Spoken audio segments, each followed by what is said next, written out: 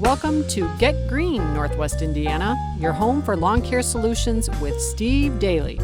Each podcast, you'll learn the secret tips to growing healthy green grass and best practice solutions for watering, weed and feed, aeration, and mowing. Here are your hosts, Steve Daly and Jim Jano. So today, Steve, we're going to talk about DeMotte and lawn care. Kitty litter, sandbox. A sandbox. It's a sandbox. It's hard to deal with the soil there a little bit because everything penetrates through it so quickly. You know, watering practices, fertilizer practices, a little bit different down there. Generally, it's one of those things where it makes it a little more challenging than a lot of areas, but we have pockets of sand throughout the whole area. So now let's talk a little bit about the soil and how it contrasts, because before we started the podcast today, you showed me a soil map from Purdue's turf program, turf science program. I was amazed by how diverse the soil composition is throughout Northwest Indiana. Talk a little bit about DeMotte and how that soil is different. it's all sand through basically anything from probably the Kankakee further to the south. Now, your Perma-Green is very focused on, you think it's significant to be an expert in the soil composition that you're working with, and that's why you don't go everywhere, even though you probably very well could, because I know that for a fact that you're getting calls from Michigan and other places. But you like to focus. Michigan?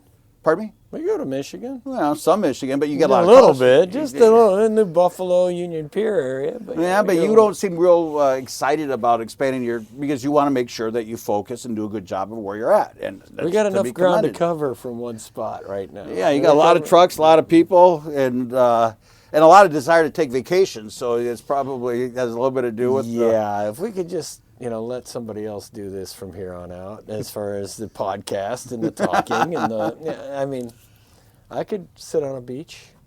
I could probably sit on a sandy lawn in DeMotte, really, if it has a cocktail and a pool. I could do that. You hear that, listener? If you have cocktails and a sandy beach, call Steve Daly at Perma-Green. And where can they reach you, Steve?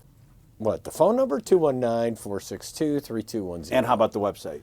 www.perma-green.com. And for the listener in DeMotte, how do you like your cocktail? Shake it. Never stirred. So, all right, so let's get back to... All right, so we're talking about DeMotte, and they have a lot of sandy soil. Now, there's a lot of farms down there, correct? Yes. Is the soil unique to their areas? Have they cultivated over the years? Well, I'm sure they've gotten enriched over the years through whatever they're doing with it, between, bringing in soils and manures and things and things you do with farmland that are richer than, say, the lawns that we're dealing with that are not rich in much. A little more challenging to kind of deal with a lawn down there. Now, I always thought it would be desirable to have a sandy soil because I've got nothing but clay. And as such, I have to aerate more often.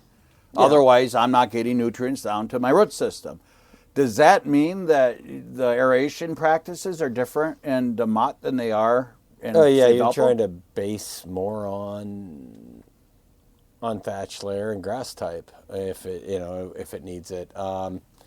And you can get away with a spike aerator in DeMotte if you're not needing to pull out pieces of thatch. So it's a little different.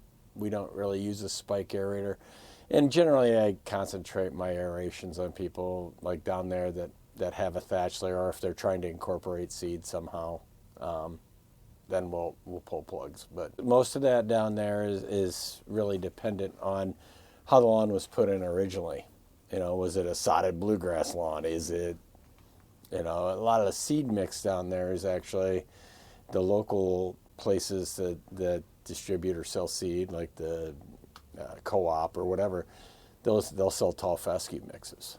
Basically, that is more drought tolerant. Will deal with a lot more stress, a little bit wider blade grass, but it's definitely more durable. So it just all depends on what kind of lawn you got as far as how you go about kind of dealing with that. As far as your services, is there a different strategy for a homeowner in DeMotte versus somebody in Valpo or Chesterton or Crown Point? There's a lot of different strategies versus, from Valpo to, say, Demote.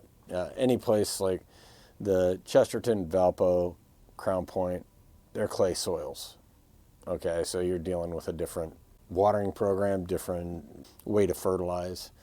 Some things it holds value differently in the soil. A lot of people think clay is garbage, but actually you can grow a great lawn in clay. Just got to know how to water it and treat it and aerate it. We've described Northwest Indiana as a mosaic of soil compositions, and looking at that map that you shared with me earlier today definitely demonstrated that. Why, for our listeners that don't know why do we have so many unique soils? Because it obviously very significant in Northwest Indiana, maybe more than other areas, that a lawn care service actually has expertise and experience in working with the soil. And it is challenging. Why do we have such a diverse soil composition base? I don't know, glacial deposits billions of years ago. Yeah, because we were under the lake about 10,000 years ago. Yep. Yeah, and when things kind of retransformed, a lot of sandy soils here. I mean, we're sandwiched. Our clay is basically running through the middle of LaPorte, Porter, and Lake County. Up north along the lake, you've got sand and loam, basically. And in Demote, you've pretty much got mostly sand with some loam. Well, and as a history buff, and I've read that Northwest Indiana was once actually considered uninhabitable, and that in the still is. Well, in the early days, if you look at the early days of the Northwest Indiana Territory, they let the Native Americans have it up here because they don't want it. And then Purdue was established to learn how to work the soils, and like, hey, we got soil up there we could use, and then we kicked the Native American Indians out, and now we have people living up here, but it's still not easy Purdue to grow. Wait a minute. I think you've created your own story that I don't even understand right now. Why was it considered uninhabitable at one point in time? For a while there, it's pretty much marsh. Like if you look around, like the Kankakee Valley, you got the marshland, and that was pretty uninhabitable because it just was too wet. But now as you get into these pockets, like you get away from it, Demote's just south of that marshland. Is that just south of, then that's the Kankakee River? Yes. And at one time, didn't they dam that up and try to, that caused benefits or problems? I don't know. I wasn't here then. No? I'm much younger I than thought that. Perma-Green had been around forever. I know I'm old, but I'm not that old. So, folks, Perma-Green might have been around forever, but it was not around back then. I have to talk to the Army Corps engineers to get your answers on that crap. I don't know. What do you do differently? You slightly change your programs. I mean, you're going to try to run a little more potassium down there. We do incorporate a little phosphorus here and there. But not much, a percent or two. If you're in an area where it can get to lakes, you don't run phosphorus at all. For our listeners, we actually are looking at the DeMotte community page, and we would welcome you as you're listening to this to look at your phone and go to the DeMotte Best Lawn Care page, and you'll actually see a picture of the DeMotte soil composition, and I'm looking at it right now. And Steve, describe to our listeners what we are looking at. A lot of ours is considered like Wisconsin outwash, but really it's more, it's a sand base. Now, in the map that we're looking at, we actually pulled that from a tool that you have on your DeMotte page, and that would be the GDDTracker. Well, you didn't pull the soil composition from the GDDTracker. I didn't? No, that's not the same spot, but they're both together on here. And what the GDDTracker is going to tell us is how soon things are coming at us. How soon will crabgrass germinate? How long do we have to apply materials to, say, reduce the amount of POA in a yard? How to go about different things, trying to prevent dollar spot, things like that. So the GDDTracker empowers your customers to have a better understanding of what the temperature's like, when they might see pests, when they might need to get their... how quickly is the soil warming? Yeah, like and when this they year need... It's going to be a little different than, say, last year, where, this time last year the soil was already viable. I mean, it was warmer. Well, we got a year. cold year this year. Yeah, it's been cold, and Yeah. No snow, a lot of cold. The depths of, and that's the thing, is if there's no snow and it is cold, then you're going to have a deeper frost layer. Good in controlling some of the things that we've been dealing with over the last few years, such as It gets to my point. Is last year we had problems from not having a cold enough weather. increased insect and disease pressure, yeah. Mainly due to the fact that nothing froze at all last year, and this year we've actually got, go to try to stick a shovel in the ground here right now. Yeah. Not a simple thing, so. Well, and if I remember right from last year, you said last year was one of the most challenging years in a long time because we rely on the cold weather to take care of a lot of the previous year's fungus and lawn disease and what have you, and it never got cold enough.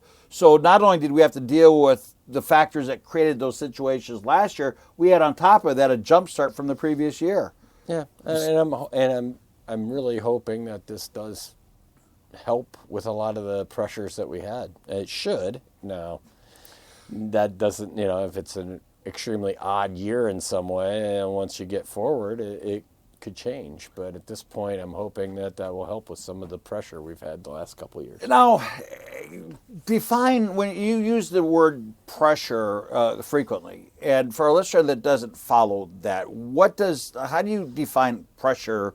Well, the environment that these things thrive in. Okay, I mean, if you don't freeze out any of the insect base, of course you're going to have a higher amount, which is a higher, so your thresholds are going to be lower as far as how resistant is the turf to what is happening to it. That's pressure. But what creates the pressure?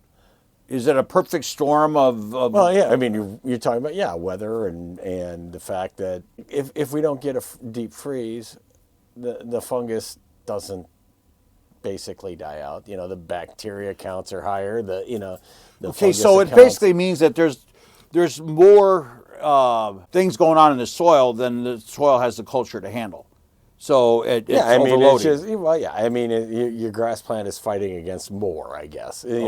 More insects, more pressure. I mean, that's where I'm going with it. It's So when you see a lot of excess of water and it's growing too fast, or not good, soil grows too fast or the grass grows too fast in the spring, that's not always a good thing. And, correct. And a lot of times people get baited into thinking that they're getting their money's worth out of lawn care when they might have a different outcome later on in the season because they overdid the growth in the spring. Is that correct? And that creates pressure. Well, yeah, sometimes when you've got, if you've got, anytime your grass becomes challenged in any way, it's going to, there's different versions of pressure that will happen.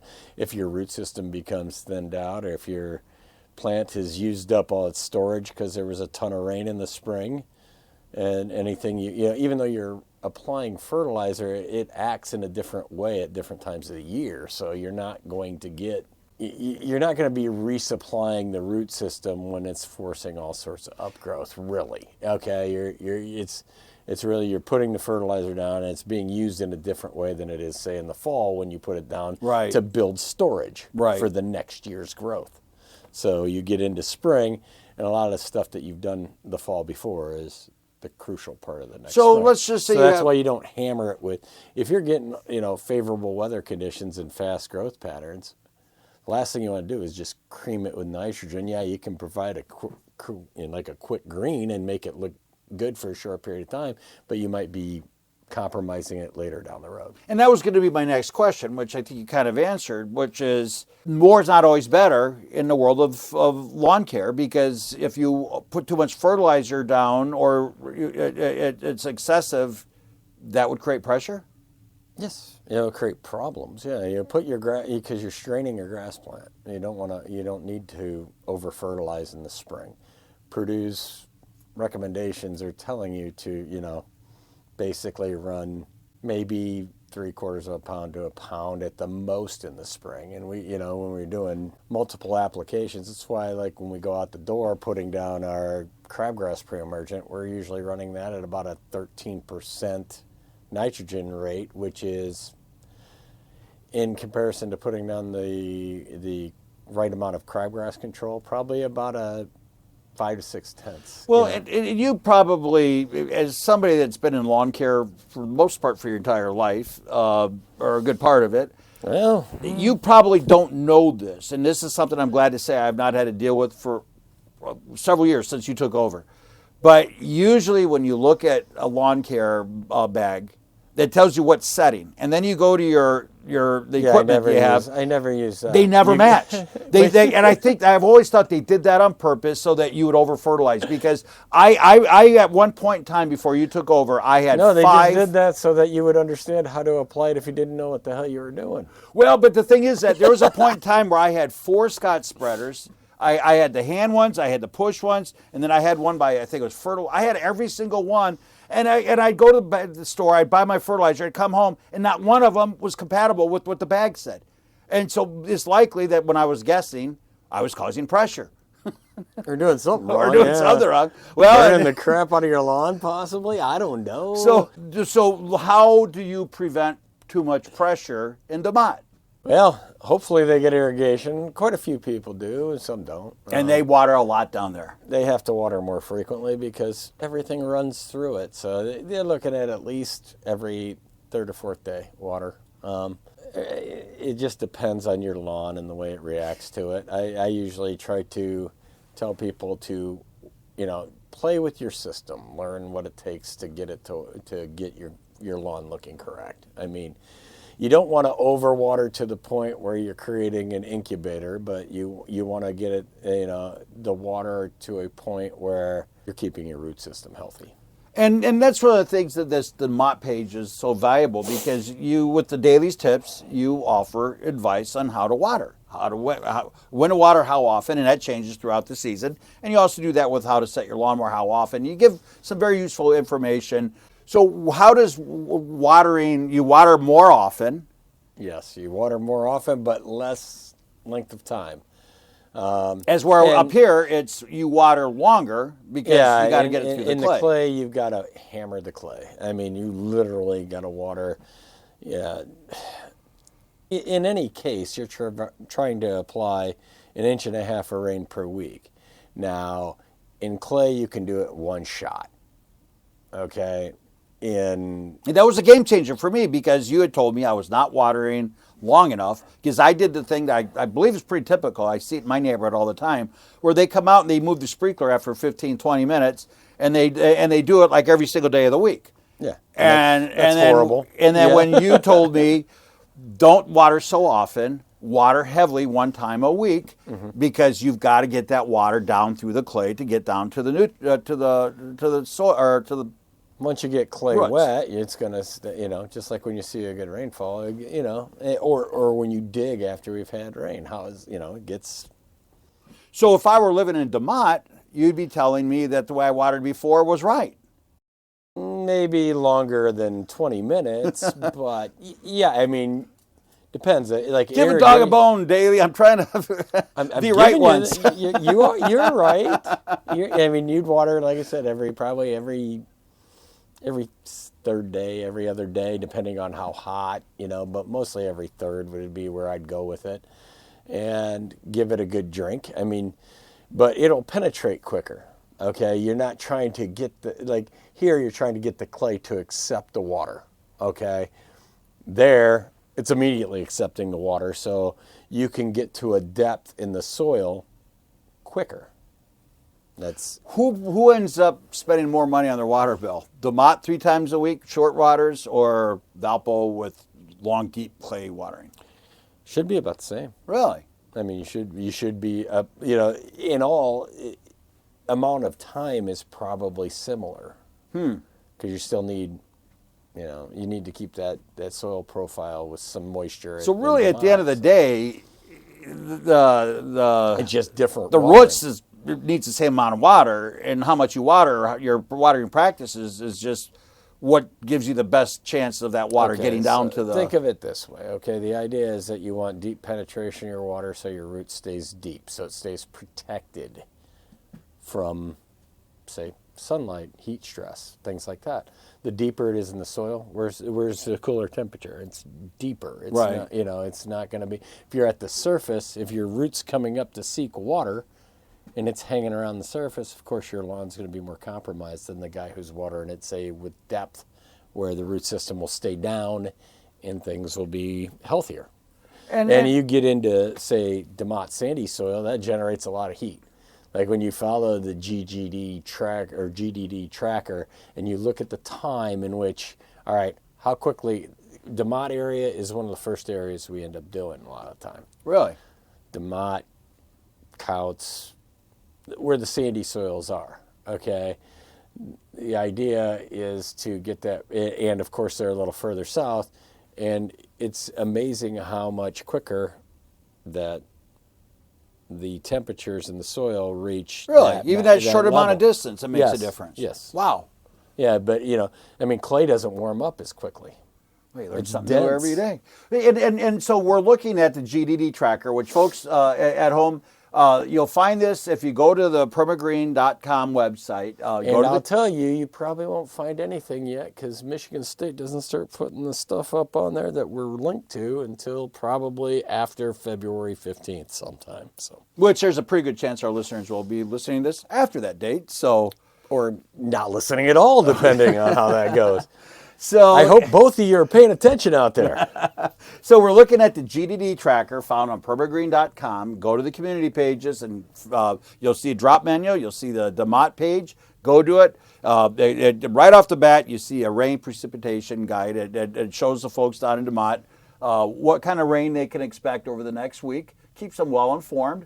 And then we roll into a little bit about their soil, what makes their soil unique. And then we have Daly's tips, which that changes all the time. And then we get into the Demotte soil composition map, which I think is pretty cool because you look at the diversity, you see where the river is just north of Demotte, and you see different color codes and what have you. And then we get down to the GDDTracker. Now, the GDDTracker helps lawn professional managers know when they need to apply things and when they can start expecting pests and things. How does the GDDTracker look differently than it would just north? And how would you handle things differently based on your findings of the GDDTracker's soil moisture and soil temperature? Well, basically, your soil moisture in that is going to be on a different map than your GDDTracker. That's just a way of measuring degree day units. Okay, so that's something different. Your soil temperature map is going to be a little lower, and that'll be telling you, all right, how quickly are we getting to these points? But the GDDTracker is following a temperature formula and giving you an idea of growing degree days. That's basically what it's doing. It's taking units of heat and figuring out when these phenomena should occur. When should broadleaf weeds flower? When should crabgrass germinate? When should this happen? So it's a little bit different. The soil temperature map helps basically as you're getting into the season a little bit, just determining other things, what. And I mistakenly combined the two. The GDDTracker is an app. I helped you through that. And then below that, on the Demotte page below that, you will find two unique look, maps. It's soil moisture. And it was right below it. So there's even more tools for the listener in Demotte to have a lot of fun, becoming more informed about best practice lawn care.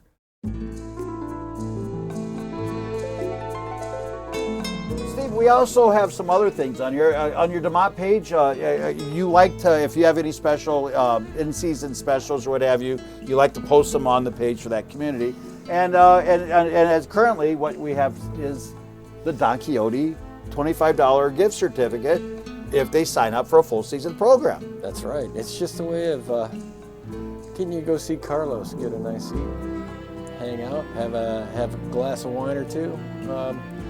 Well, and the thing about Carlos, great, man. Carlos, we all know Carlos gives back to his community, and you and him have teamed up on a lot of things and done a lot of good for the community.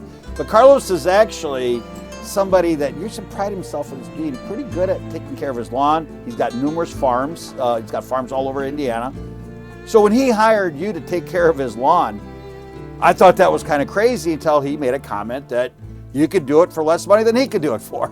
And he's got more time to be at his restaurant Plus, now. I get rid of more weeds. That's one of the key things is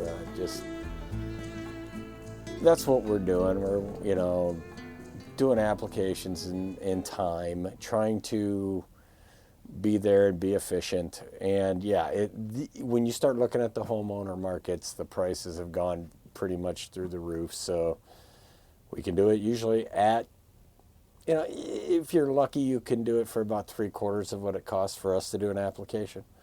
And at that point, you got to go pick it up, bring it home, do all that. Try to figure out how to, which one of the adjustments is right for the bag of fertilizer you bought. Really, are you saving money? No. Now, if you like doing it, blah, blah, blah, I get that. But most homeowners Who don't. likes to do that? Oh, there's people who love it. To fertilize. Yeah. Just to walk back and forth. I mean, when you guys there's people that love their lawn and they learn and they know what they're doing and, all the power to them. But I would say probably 80% of the people that we deal with that end up becoming customers that have tried to do it themselves are because they had no clue as to what they were doing. You go to Menards or Home Depot or wherever, Lowe's, you pick up the bag, you go home and it says to put it on 5. Yeah. Okay, so do you have any idea what you just applied to your lawn at what rate? No, you just know And a then number. on top of that, they don't even know what the pressure is. They don't know what the season was like. Somebody's telling you how to use that fertilizer that doesn't even look at the GDDTracker. They just say, here's how much you put down. And from what I'm understanding, everything changes depending on the factors around the environment. Yeah, and one of the typical questions I get, like in the spring or whatever, I'll be like, well, that product says it's 28% nitrogen, blah, blah, blah. Okay, at what rate is it applied? How many pounds per thousand? What is it? Actually understanding what you're doing. And there's people out there that do, and they're very good at it. And then there's professionals that know what they're doing with it. But there's that line in between where, you just pick up a bag. Hey, it's easy. It says it right there on the TV. Look at this guy walk around in his yard and put this down. It's nothing. Has no clue as to what he's doing. And that is probably more endangerment for the environment than anything we could ever do. Because if he's over applying or whatever. Right. That's where you start talking about, all right, what's the detriments of a lawn care thing? Well, the most important part is to know what the heck you're putting down and what rates and following what the label calls for. The label's a legal document. If you are overfeeding your lawn and using a weed control product that's attached to it, you are basically breaking the law. Okay, it's actually a legal document you are reading that tells you how to apply this stuff. So there's reasons for it to protect the environment, protect the people around you, protect animals, blah. Just so the homeowner doing it themselves, hey, if you're knowledgeable, you know what you're doing, all the power to you. You like doing it, all the power to you. So do it, but be responsible. If not, hire a professional that knows what they're doing. Whether it's me or somebody else, hire a professional company. Well, Steve, your Demote page can be found at Perma-Green, the Demote community page. And Demote community page at perma-green.com. And then you also have a couple other pages. You have your lawn services page. The one that I think would help a lot of people is you got a bunch of pages. Lawn care. You got your lawn care packages. You've done a lot, man. There's a lot of pages here. There are a lot of pages for a lot of questions. I just talk crap and you do all the work. Well, Steve, thanks so much for being with us today and talking a little about lawn care in DeMotte, Indiana. Well, thank you, Jano. It's been a pleasure. So, Steve, where can our DeMotte listeners learn more about DeMotte Lawn Care? At www.perma-green.com. And folks, if you want to learn more specifically about DeMotte, look at the soil maps, get some lawn care tips, the GDDTracker, and everything DeMotte, from rain precipitation to the best practice solutions. visit the DeMotte Lawn Care Package at permagreen.com. Perma-green or -green.com. Well, thanks for being with us today, Steve, and thanks for sharing your knowledge with DeMotte. Thanks, Jano. Have a great day. You too, Steve. Thank you.